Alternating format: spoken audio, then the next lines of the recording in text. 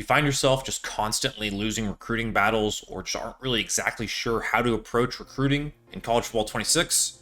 Well, you're in the right place. Hey everyone, this is Connor here at Gamehouse, and I'm really excited today. I'm going to talk about kind of my recruiting process in College Football 26, what I look to do, and give 10 tips for how to improve recruiting for you as you go to play in your Dynasty mode games. I had hundreds of hours in College Football 25, an embarrassing amount of hours, all in Dynasty mode, and I've already been able to dive into College Football 26 quite a bit, and so today we're going to get into it. So I want to lay out kind of my 10 tips and be able to show you some examples of how that looks on screen, and kind of using some of my dynasties as a kind of use cases, case studies rather, to look at this. So number 10 tip would be, don't be afraid to go after 5-star recruits. So occasionally you're going to be in a dynasty where you're maybe a small school. I'm going to use Rice as an example because that is who I am currently playing with in one of my online dynasties. I'm in week 5, so I've already been able to get into the recruiting process a little bit, right? So occasionally there will be a 5-star recruit that maybe only gets 2 to 3 offers. Maybe they're from a blue chip school, like a Michigan, Ohio State, OU, something like that.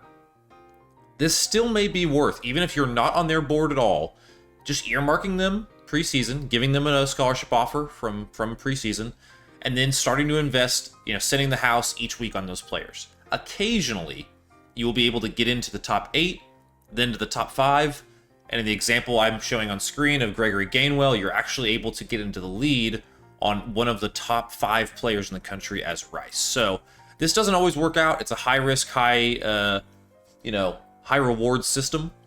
But if you're able to make this work, you can occasionally land a top recruit as a nobody school, as a very small school. I've also had this happen where you do this and the player ends up going somewhere else last second. It's not a guarantee, but my recruiting strategy overall, which we're going to get into more here, is that we go for a few of these kind of, we take stabs for big talent, and then we go for otherwise a pretty much automated system with the rest of our recruits, which we're going to get into here in a little bit. All right, number 9 is that if you have a grade average, if you make it to the top 5 and you have the ability to hard sell or soft sell a player, you are looking for a grade average of a C+. So there are other YouTube videos. I think Max Plays College Football made one last year that was really helpful on this. He made another one this year, I think. Basically, he takes the grades and turns them into numbers and creates an average. I kind of just simplify the system for myself, and I just look for a C+ average. So looking at Gregory Gainwell, he's got a B-, a D+, and an A+. That would absolutely average to a C+. So like the way I do it is I would take A+ down to A. That bumps a D+ up to a C-. You kind of like shift around the points. I also work in higher education, so I'm just used to grade point averages. This one would be a passing grade, so I would immediately go to hard sell. Any player like that, it's going to be better than sending the house just about every time. So that's a pretty reliable metric to use, one that I've used since 25, and has helped me to win a lot of battles against players that just don't honestly know the difference. Next thing is to keep a healthy lead on competitive 3-star recruits. So, if you're going to go for 3-star recruits, like I've got Rob Ina on the screen here, if you're going to go for recruits like him, which I, again, to get into my approach a little bit more before I get into this, I typically go for a board full. If I'm trying to sign 35 players, if I'm in like the first year of a rebuild and everyone's going to transfer out, I will try and have a majority 3-star recruits with 0 other offers, so that I can just offer them. They get the passive kind of benefits each week from having the scholarship offer. Like that'll help kind of up my status with them each week and progress the recruiting process naturally. And then I put all of my hours into a handful of competitive players, maybe 3 to 4 4-stars if I can get them. I think on this Rice playthrough, I only have 1 4-star and then a 5-star. I always like to go after 1 5-star every year. Honestly, just 'cause it's fun to see if you can get them, and I feel like I do a decent percentage of the time. But it's ones like Rob Ina that are a little difficult, so he would be one where I would kind of keep an eye on him every week.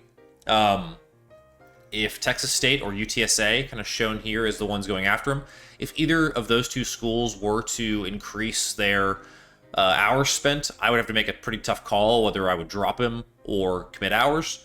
Ideally, if you can keep a healthy lead till later in the season, you can free up some hours from some other players and then be able to actually compete for players like him. But if it were to happen next week in this dynasty, for example, I would probably just have to drop him because he's just not going to be a player that I'm going to commit to, most likely. I could probably find another defensive tackle with 3 stars with a decent grade with no offers, even at week 6.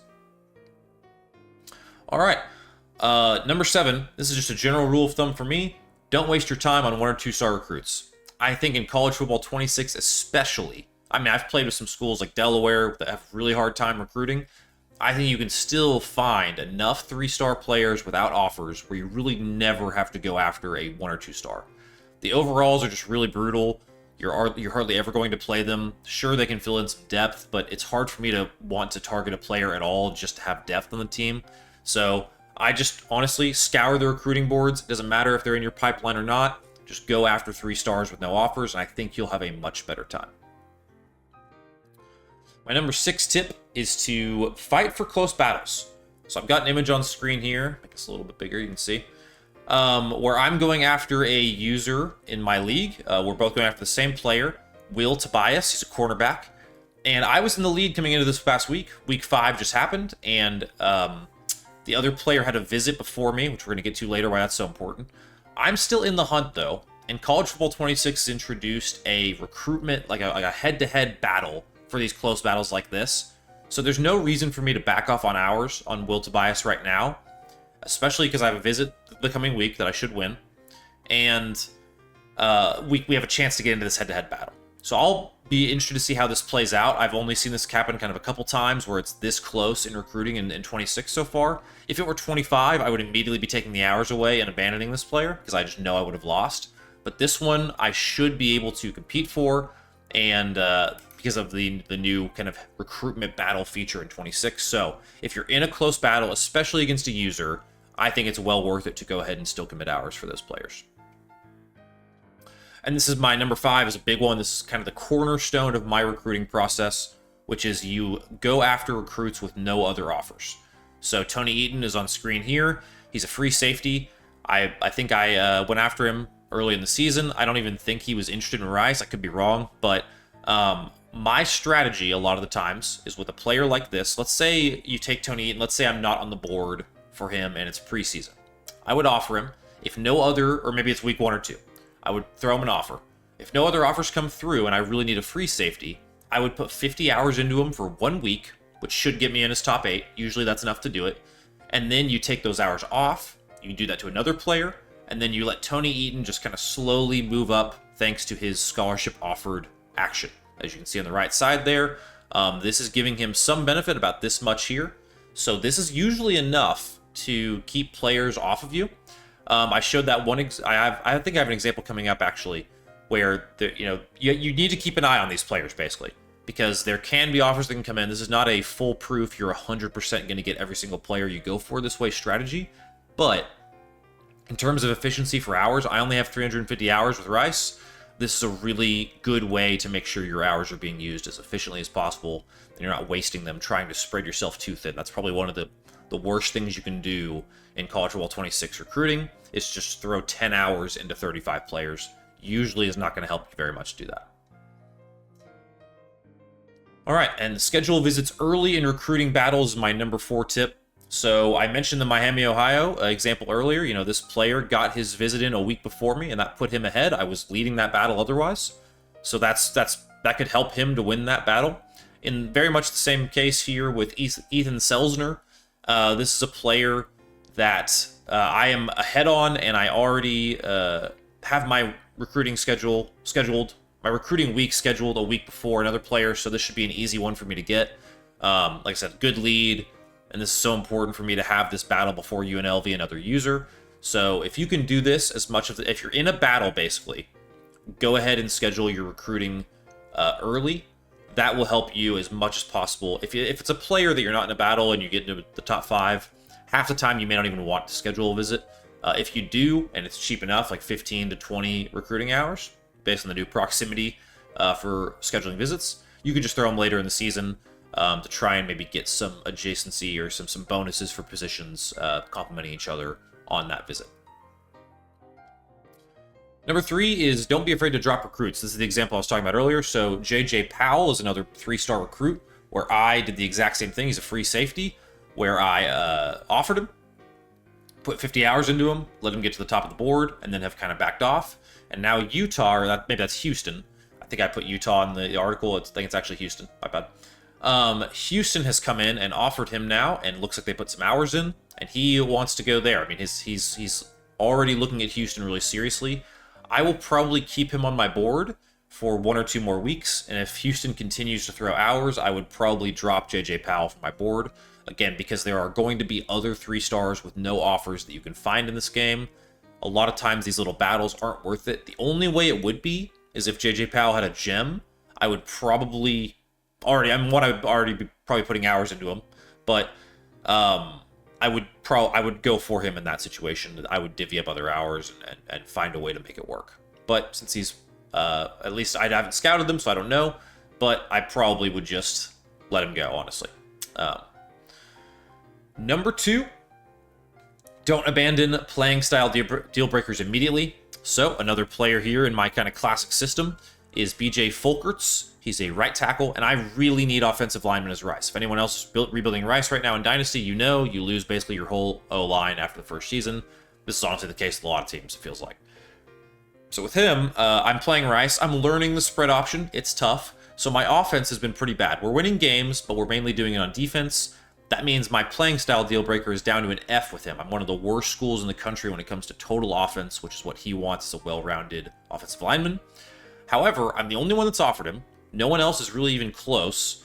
And so I'm going to, over the course of the next couple games, really try and go all out on offense. Maybe I have some weak opponents I can just go air raid into and just try to bring those numbers up. If I can, by maybe week 8 or 9, that's usually enough time to kind of redeem the recruit, get yourself back in their good graces. I'm not going to be putting hours into him anyway, and I really need offensive linemen, so he's going to stay on the board for me, even with this deal breaker. I think in 25, correct me if I'm wrong in the comments, but I have had players like this, and I've gotten to the end of the season, and because there was no other offers, I think they ended up just coming to my school anyway. So that may be the case in 26. I need to do some more trial to see if that would be the case. But at the very least, because of my desperate need for offensive linemen and the lack of recruits at that position, I think this is still a good guy to go after. If he was in a more marginal position, or if he was a punter or something, right, I would have immediately drop him just to bring in a recruit that's more of a guarantee. But for right now, don't abandon those playing style deal breakers immediately is a good piece of advice. And then the last thing for me, honestly, my number 1 tip is in the early weeks, the first 5 or so weeks of your dynasty, you should be checking the prospect list every single week. Every single week, you should go over, especially to this offer tab. You can change around this, recommended. I never use recommended, honestly. I don't even know why I use that in the screenshot.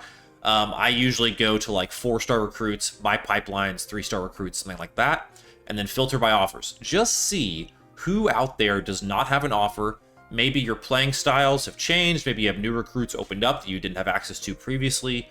There are a lot of reasons to do this. The other thing you should always be taking a look at is your team needs.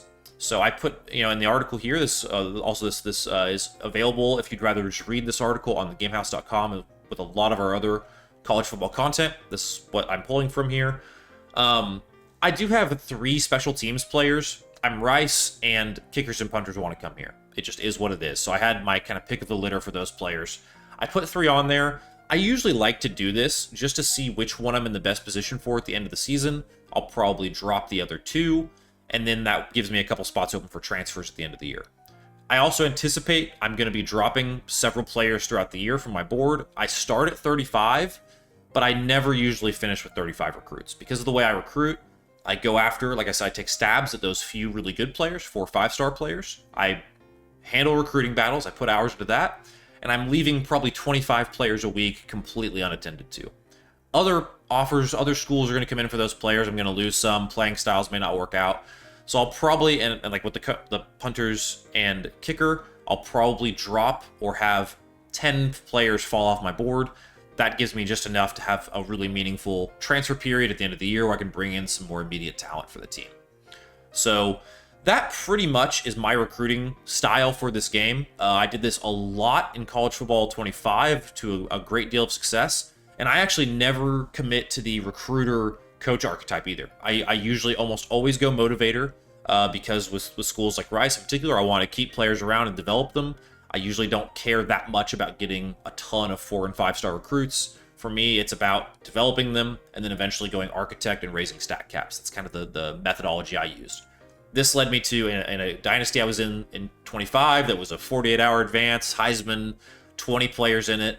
I had, I think, the highest or second highest overall team consistently, even though I was not the best player in that league. But using this exact recruiting style is what got me to that point. Again, never went recruiter on the coach tree and just stayed motivator and used this style to eventually land, again, a handful of really good players and a lot of really good, decent players.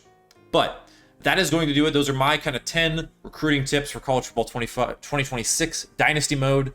Let me know in the comments what you think of this style. If you have any different ways of doing this on your own, be sure to let me know. Always looking for ways to improve my own style as well. I know I'm not the perfect recruiter, so any feedback or tips you all have in the comments, let me know. And as always, from our house to yours, thanks for watching. We'll see you next time.